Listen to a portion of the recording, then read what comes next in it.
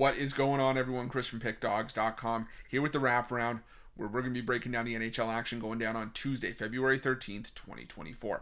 Just a reminder, if you haven't already, smash that thumbs up if you like this content. Subscribe to our channel. We appreciate all the love and support you guys have given us over the years, especially me here at the Wraparound. Wouldn't be able to do that without you guys. The Wraparound is for you, for all you hockey lovers out there. And as I said, you're the ones we do all this content for. So thank you guys for the love and support. And if you're looking for my best bets on the board, the games that I absolutely love, head to pickdawgz.com, click the premium picks tab at the top of the page. I absolutely love Tuesday's card. Got a couple NHL plays on the board. Got some NBA on the board. I got a Hoops and Hockey 5-pack, 3 NHL. I also got a Tuesday NHL hat trick if that's something that you're interested in for a daily pass. Got a lot of college hoops on the board. Best value out of everything, though, is to hop on a long-term pass. You're going to get complete coverage regardless of the sport, whether it's just with me or you pair me up with any of your other favorite handicappers as part of the multi-capper promotion. Can't go wrong. We're going to have loaded cards all week, and the 3-day, for me at least, the 3-day and the 7-day passes today are actually less than buying each of my daily packages individually. So definitely something that you want to hop on to make sure that you get the most bang for your buck. But that's the whole card on Tuesday. We still got an 11-game NHL card to look at here. Plenty of money to be made. You guys know the drill. Are you ready? I'm ready. Let's get into it.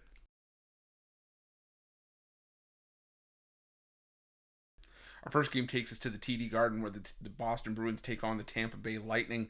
And, the Boston Bruins still remain one of the hottest teams at home in the NHL this season. They were one of the best teams. Actually, I should say they were the best team in the NHL last year at home. But, even though they've had some hiccups, they're still 17-6-3.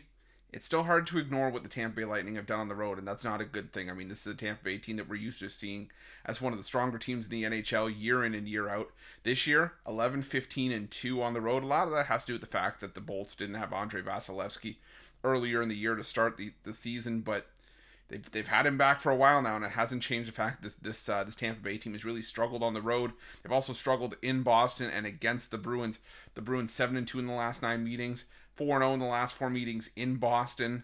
I think Tampa Bay struggles once again here. I'm going to take the Bruins on the money line in this one.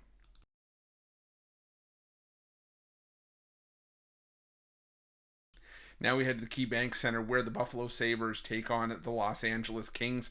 And, this is a matchup where it's the lesser of two evils for me. The Los Angeles Kings, not as strong on the road as they were when they were so dominant away from home to start the year.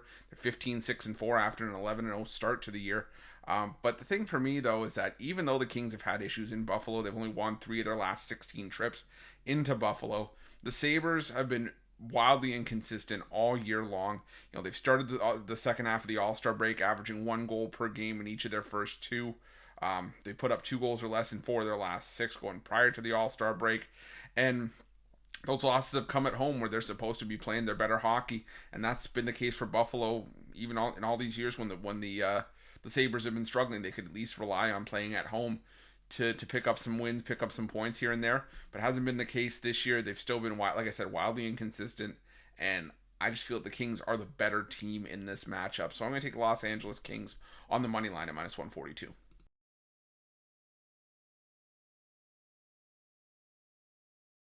Now we head to the Bell Center for this matchup between the Montreal Canadiens and the Anaheim Ducks. And not one I'm necessarily rushing to the window to bet, because these are two of the worst teams in their respective conferences.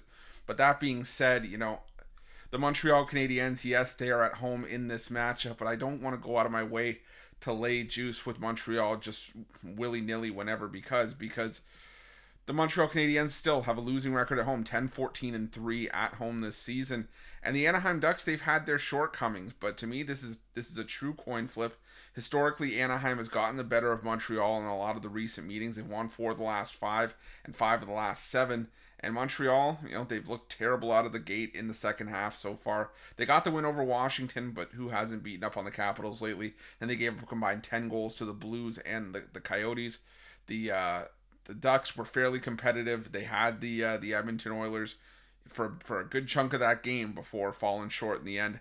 I think that the Ducks come into Montreal and steal themselves a win here. This is just a value play. If I'm going to bet this game, I'm going to take Anaheim here at plus 118.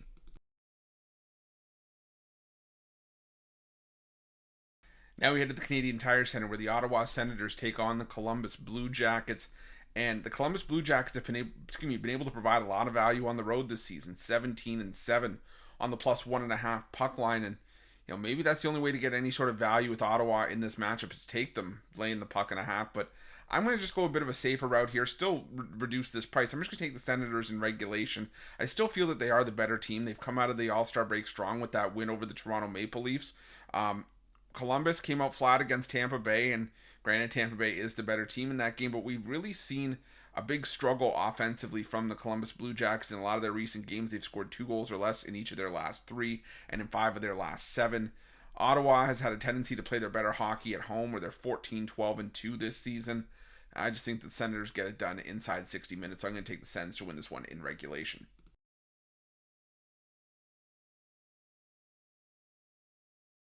Now we head to Scotiabank Arena where the Toronto Maple Leafs take on the St. Louis Blues. And, I love my Toronto Maple Leafs. You can see it right behind me. I mean, this is my team, but I can also tell you I know when to fade my team. And I think this is one of those spots, The the Toronto Maple Leafs are playing well, but they're probably going to be without Morgan Riley here as he has a meeting with the Department of Player Safety after that cross check at the end of that Ottawa game where the Senators took a slap shot into an empty net.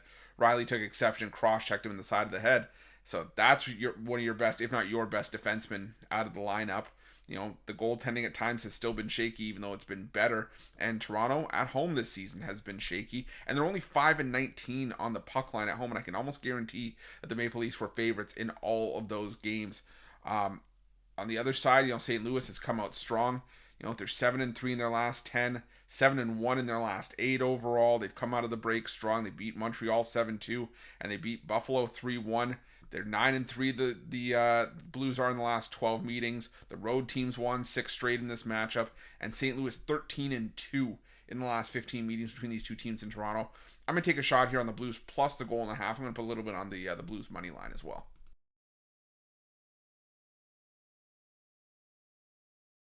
Now we head to the Capital One Arena where the Washington Capitals take on the Colorado Avalanche. And, for my money, this Colorado Avalanche team has been disappointing out of the gate in the second half of the season, post All-Star break. It just really hasn't come together for Colorado in a lot of their recent games. But that being said, this Colorado team is still the far better team. They did beat Washington 6-2 when these two teams met in Colorado just a couple of weeks ago. And as much as I like what the Washington Capitals, did against the Boston Bruins, they got right back to old habits. They lost 3-2 in overtime against the Vancouver Canucks. And while, Colorado's lost all 4 of their games out of the All-Star break and they've been getting crushed in a lot of those games, this Colorado team is still way too talented to continue on that trend. And I don't see the Washington Capitals being the team to extend that here. Like I said, the Avs are just the better team, better goaltending, better forwards in my opinion. And like I said, sometimes the cap is as simple as backing the better team. The price isn't pretty, so maybe if you want to use this as a parlay piece, go ahead. But I'm going to say take the Avalanche here on the money line at minus 172.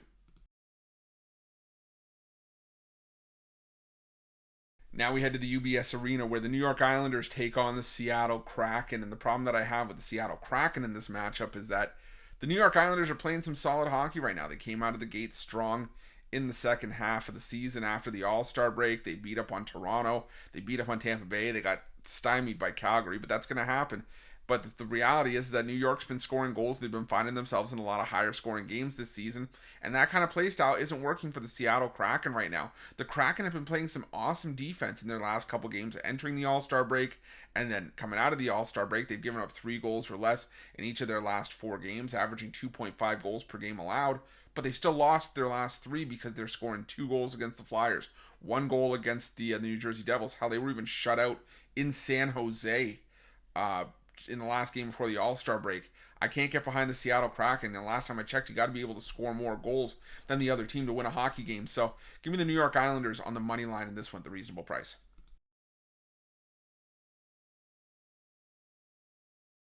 Now we head to the American Airlines Center where the Dallas Stars take on the Carolina Hurricanes.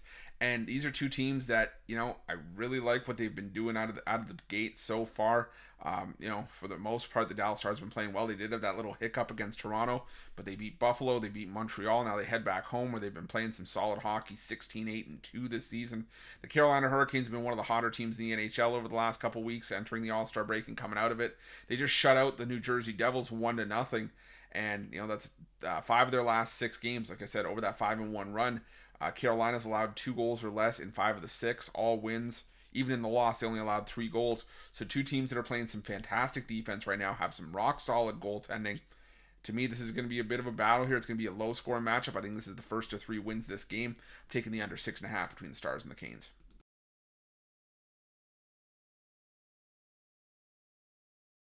Now we go to the Bridgestone Arena where the Nashville Predators take on the New Jersey Devils, two teams that could really use a win right now. But the thing for me, though, is that the New Jersey Devils, they've been able to pick up wins here and there. They've actually been much better on the road this season than at home. They're 14-9-2 on the road compared to 12-12-2 at home this season. But the New Jersey Devils, I'm still not sold on their goaltending. I don't like the tandem of Nico Daws and Vitek Vanacek for a long-term solution for the New Jersey Devils. The Nashville Predators, don't get me wrong, this team's been struggling for the most part. Heading into the break, they were struggling, and then,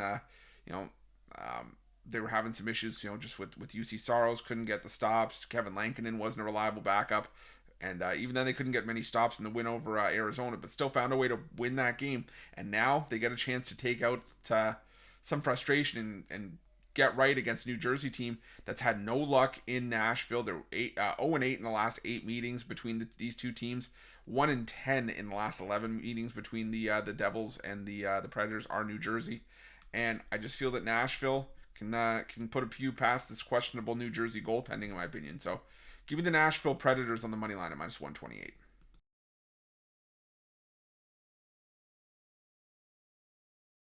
Now we head to the United Center where the Chicago Blackhawks welcome the Vancouver Canucks to town. And I don't know if they're going to want to welcome anybody to town. This Blackhawks team is still looking like one of the worst teams in the NHL this season. They are much better at home. They're 10-12-2 at home compared to 4-23-1 on the road this season. The Chicago Blackhawks are going to continue to be auto-fade material on the road, and I think I'm going to have to fade them at home here. If it was almost any other team, you can maybe make a case for them, or at least I shouldn't say any other team, but there are a few teams that can maybe make a case for Chicago against that. Maybe you get a chance to hit the reset button out of the All-Star break. They've been competitive. They've covered the puck line in each of their last 3 games. They've lost by 1 goal to the Flames before the break, and then out of the break, home losses to the Wild and the Rangers by a goal. But the Vancouver Canucks, 17-8-4 on the road this season. They've been rock solid on the puck line, and head-to-head, they've owned the Chicago Blackhawks. They've won 15 of the last 18 meetings between these two teams. The favorites won each of the last 5, which has been Vancouver, and 5 of their last 6 wins against the Blackhawks have come on the minus 1.5 puck line. So I'm going to take Vancouver minus the 1.5 in this one.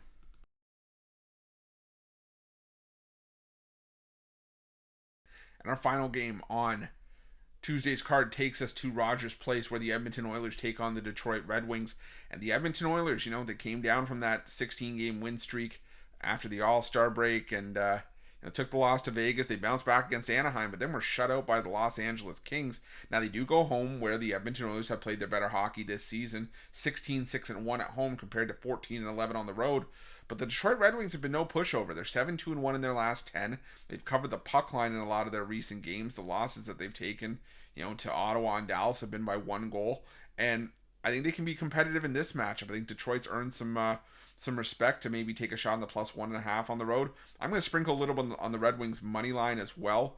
I think maybe that the Oilers might start to regress just a little bit. I'm not counting this Oilers team out by any stretch of the imagination. I think this is a team that can definitely make a push to win the Pacific Crown, but I think there's just a lot of value here with Detroit. So I'm going to take Detroit plus the 1.5 with a little bit on the money line as well to round things out. That's it. That's all the NHL action for Tuesday, February 13th, 2024. Again, if you like this content, smash that thumbs up, subscribe to our channel, and make sure that you hit the notification bell in the description of this video below to get notified when the newest and freshest content drops here at Pick Dawgz. If you're looking for my best bets, again, you can find those at Pick Dawgz Premium, and make sure to let me know your NHL picks in the comment section below. Thanks for watching. Good luck.